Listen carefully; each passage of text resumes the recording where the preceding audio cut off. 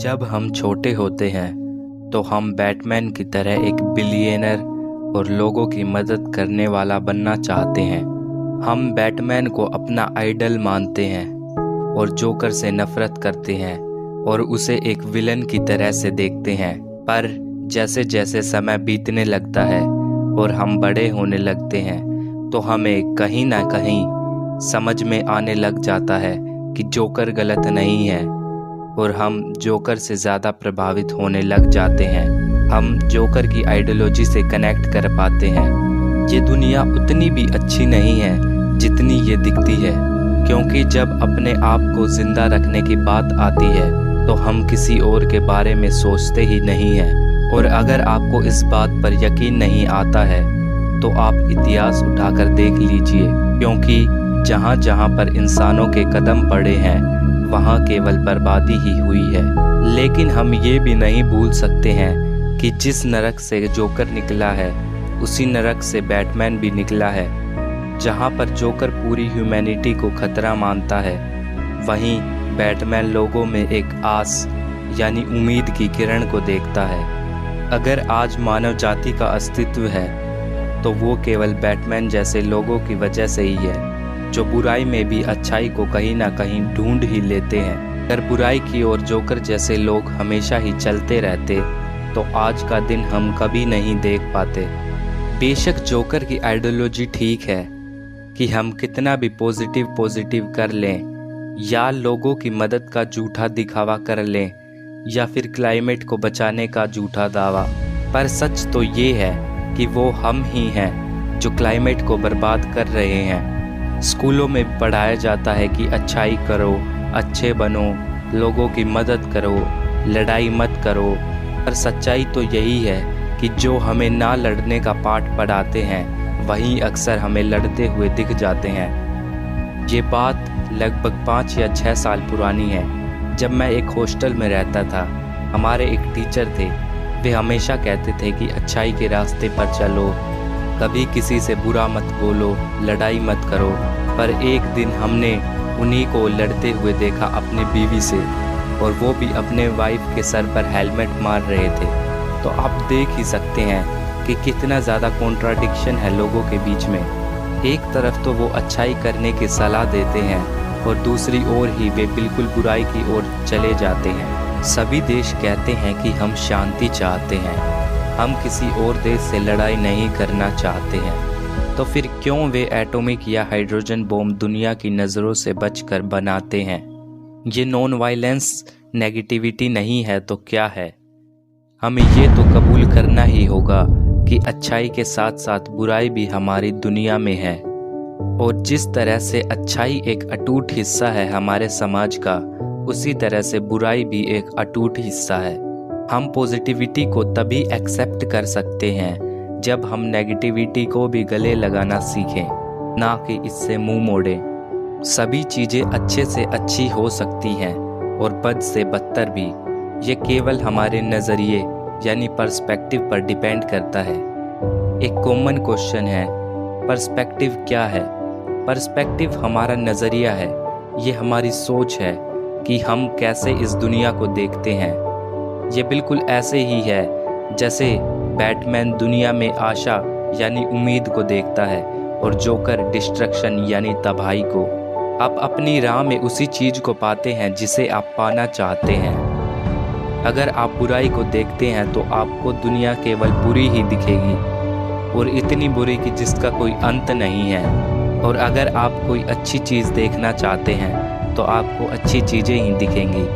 Perspective हमारी knowledge, experience, belief और ethics से बनता है। ये बिल्कुल ऐसे ही है जैसे आप एक सोल्जर और एक टेररिस्ट में अंतर बांट देते हैं, पर आप जब इनके थॉट्स को देखते हैं तो ये बिल्कुल एक जैसे ही है। ये अपने ग्रुप या एथिक्स के लिए अपनी जान भी दे सकते हैं।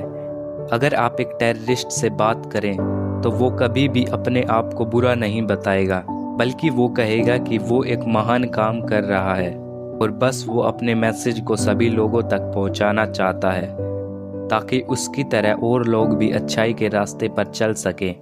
आप इसे अपने वेलफेयर और डिस्ट्रक्शन दोनों के तौर पर यूज़ कर सकते हैं।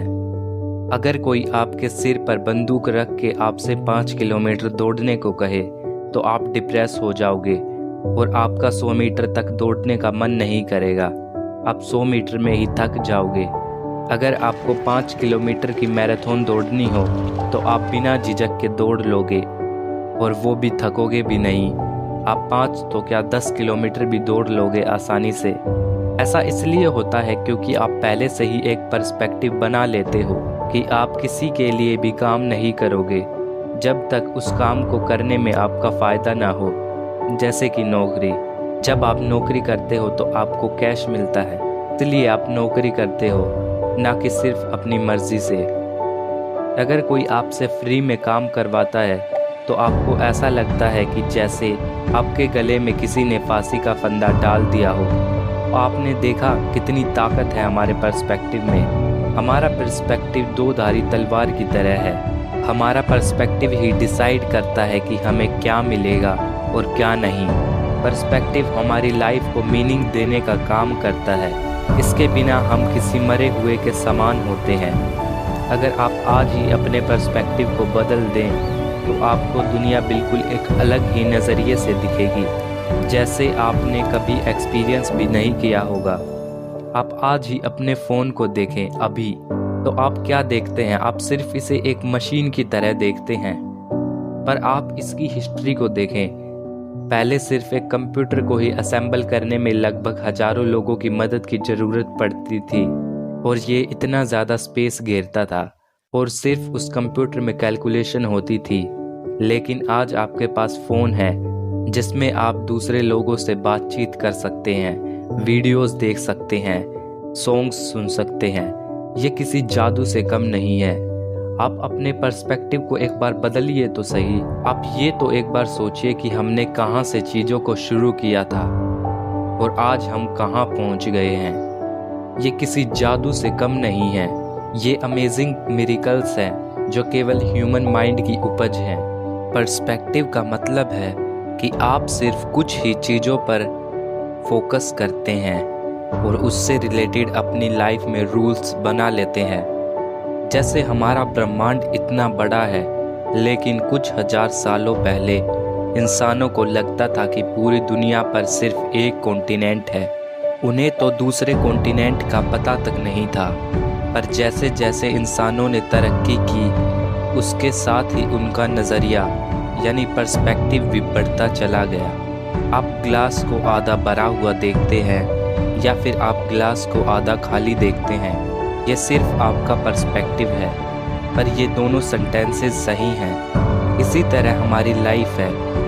केवल अंतर सिर्फ इतना होता है कि हम अपनी लाइफ में कुछ चीज़ों पर तो फोकस करते हैं और कुछ चीज़ों पे नहीं, और यहीं पर सारा अंतर क्रिएट हो जाता है। Life is all about perspective. If you don't like something, change it. If you can't change it, change the way you think about it. हमारी रियलिटी सेल्फ डिफाइंड होती है। हम सब अपने अनुसार असलियत को ढाल लेते हैं। आप एक पर्सन में अच्छाई को भी ढूंढ सकते हैं और उसी के साथ आप सेम पर्सन में बुराई भी ढूंढ सकते हैं। कुछ लोग सोचते हैं बिजनेस बहुत ज़्यादा मज़ेदार है।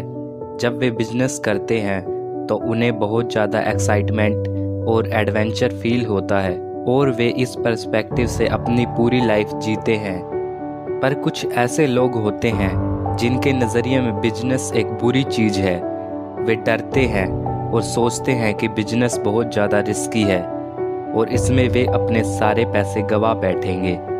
फाइनली मोस्ट इम्पोर्टेंट तो ये है कि आप अपने को किस नज़रिए से देखते हैं। जब आप शीशे में देखते हैं तो क्या पाते हैं आप? पर ज़्यादातर लोगों का तो चेहरा उतर ही जाता है।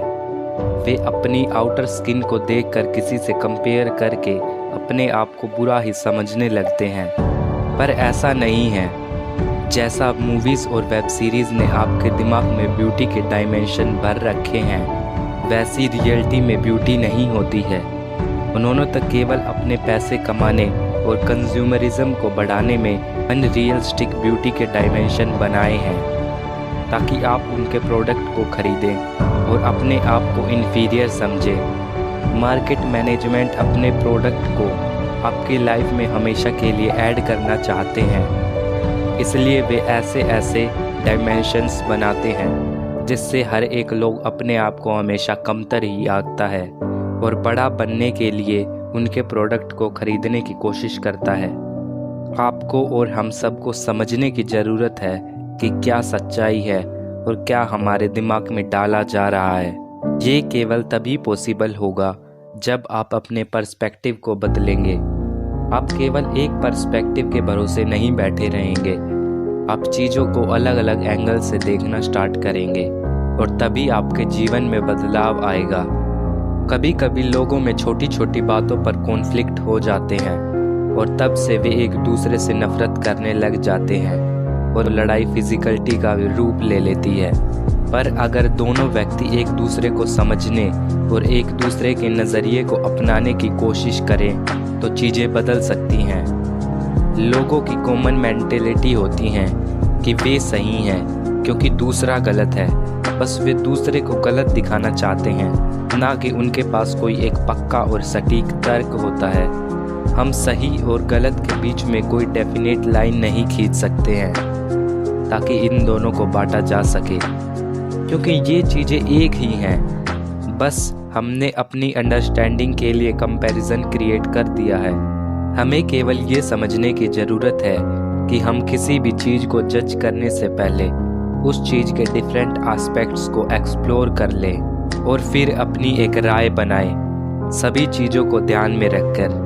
Everything we hear is an opinion, not a fact. Everything we see is a perspective, not the truth. जब हम अपनी लाइफ की तरफ एक सकारात्मक नज़रिया रखते हैं तो हमें बहुत सारे बेनिफिट होते हैं। ये हमारी लाइफ को पूरी तरह से बदल कर रख देते हैं। हम अक्सर लाइफ में अपने पास्ट से जूझते रहते हैं जो हमारी आंखों के सामने हर बार आ जाता है। अगर आप अपने नज़रिए को बदलते हो तो आप अपने पास्ट को एक्सेप्ट कर पाते हो और आगे बढ़ने का एक आशावादी माइंडसेट डेवलप कर लेते हो। जब हमारा नज़रिया नेगेटिव होता है तो हम हमेशा फेलियर और टूटे हुए महसूस करते हैं, पर जब आप पॉजिटिव पर्सपेक्टिव को अपनाते हो तो हमें नए ऑप्शंस मिलने लग जाते हैं। हम नई चीज़ों को ट्राई करते हैं जो हमारे सामने नई अपॉर्चुनिटीज़ के दरवाजे खुल जाते हैं। सकारात्मकता का मतलब होता है कि हम अपने आप को कॉन्फिडेंट महसूस करते हैं और अपने आप पर विश्वास करते हैं। ये हमारी कोर स्ट्रेंथ यानी पैशन को ढूंढने में मदद करता है। पॉजिटिव पर्सपेक्टिव से हमारी लाइफ की दिशा बदलने लग जाती है। हम अपनी लाइफ में आगे बढ़ने लगते हैं और चीज़ों को बदलते और ठीक होते हुए अपनी आंखों के सामने देखते हैं। अच्छाई और बुराई में या एक अच्छे दिन और एक बुरे दिन में कुछ भी अंतर नहीं होता है। सिर्फ अंतर होता है तो वो केवल हमारे पर्सपेक्टिव का है। आप अपने आप को नेगेटिविटी से दूर रख सकते हैं और केवल अच्छी थिंग्स पर फोकस कर सकते हैं। दूसरे के नज़रिए से सोच सकते हैं, आप ग्रेटफुल हो सकते हैं, लोगों की मदद कर सकते हैं, वो भी बिना किसी एक्सपेक्टेशन के। नेगेटिव थॉट्स को पॉजिटिव थॉट्स से रिप्लेस कर सकते हैं। और ये छोटी छोटी कोशिशें केवल आपको ही नहीं बल्कि पूरी दुनिया को बदल कर रख देंगी। हम केवल नज़र का इलाज कर सकते हैं, नज़रिया तो केवल आपके ऊपर निर्भर करता है। Thanks for watching.